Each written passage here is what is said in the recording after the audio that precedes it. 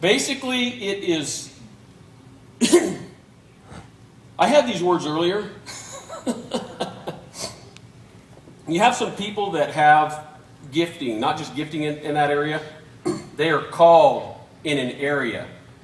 Apostolic area, a prophetic area, a pastoral area, a teaching area, and what was the fifth one? Anybody remember? An evangelistic area. Guess what Lance is mostly?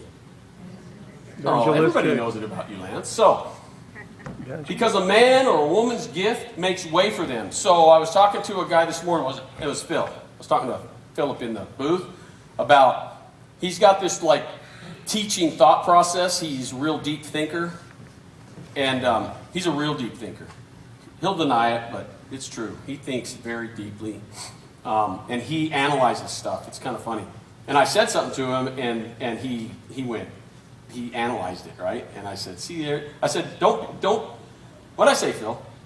Don't be the teacher to me or something like that, or don't do that to me. Because I get stuff. So the teacher, here's what he does. Like, there's a real teaching gift about Dano, and there's teaching gifts about a lot of you.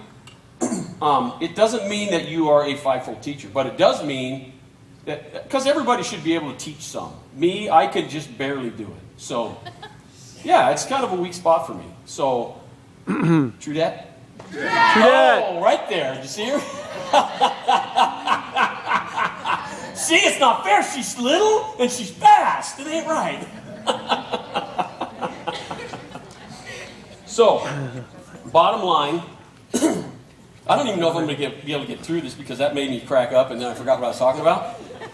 So I have to form, I have to function in teaching areas sometimes, but I'm really not a teacher. God drops stuff in me, like He did the verse or the statement. He drops stuff in me, and sometimes I got to go. Sometimes I have to call people up and say, "Hey, so here's what I was thinking, and what's the biblical foundation of that?" And they're like, "You are messed up, dude." Sometimes, look, if you don't think you need help, you in the wrong kingdom. True that? Yeah. Well, somebody picked him. Okay, so, you know what, dude? You're going to get one no matter what. If I got to go to the bank and take you down there, because he's been up just a hair behind everybody so far. He's on the game. That's all I got to say. So, I have a very prophetic bend to me. I'm bent way over. So, and I didn't really know what to do with that early on in life. So, I won't go into all of that, but I'll tell you what, I've had some great, wonderful, monstrous failures. I mean, fall flat on your face, whack. That guy will never talk again. He'll never preach again. He'll never do nothing again. He's a dead one. I mean, you know, just give it to him.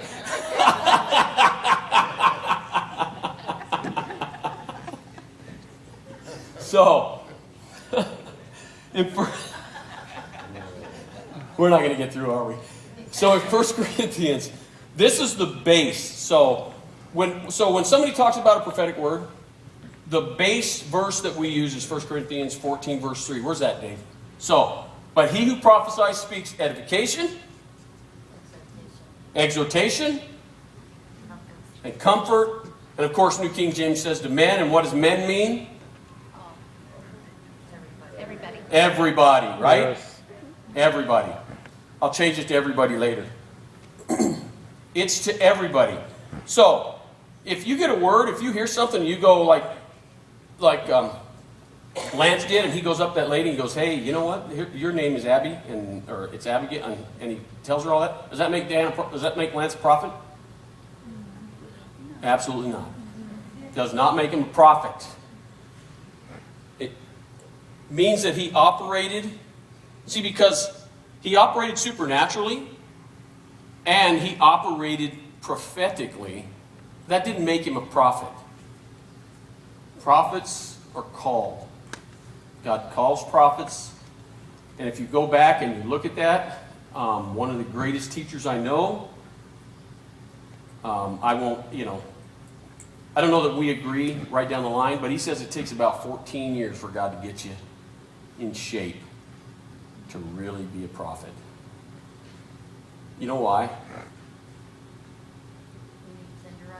Yeah. You need to be tenderized. You have got to come to a place as a prophetic voice that you are not living on the other side of the cross. So, from Genesis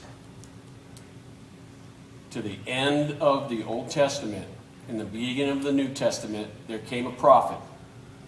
He was the last one on the scene of the Old Testament prophets. Anybody remember who that is? John the Baptist. And Jesus said there was no greater prophet than this. You know why? Anybody know why in your mind? Because he got to get his head cut off. No, he prophesied over Jesus. Nobody else got to do that. No more headaches. Yeah, no more headaches for him. That was so what happened was John became the last Old Testament prophet, and Jesus became the what? The first New Testament prophet. Jesus fulfilled, he embodied every one of them. Every one of them. Apostles, prophets, evangelists, pastors, and teachers. You read through the New Testament, and you'll see him embody every one of them. So, God wants us to do one of three things. He wants us to either be exhorting. Where'd it go? You keep taking it away. You're supposed to know by heart. I do, but I knew that I missed the first one, and I went straight to exhortation, and I went, oh, what was the first one? So, edification. Does anybody know? Well, I'll just tell you what edification means. That way, we'll just get done. Excuse me.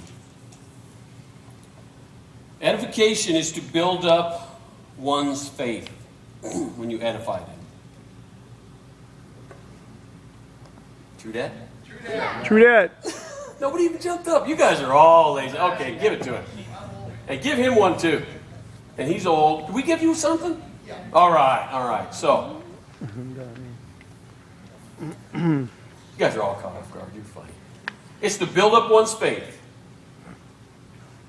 Exhortation is to simply encourage. It's to bring encouragement to somebody.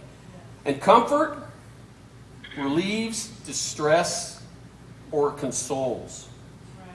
So,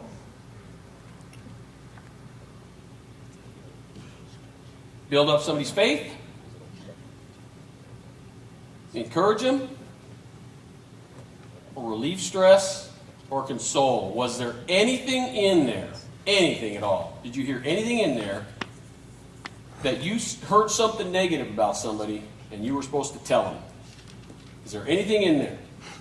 Why? Because that is not the work of New Testament prophets. It's not the work of New Testament prophecy, and it's not the work of what God wants to do today. God is interested in dispersing His grace on us. Jesus came and paid every price that could be paid. True that? Yeah.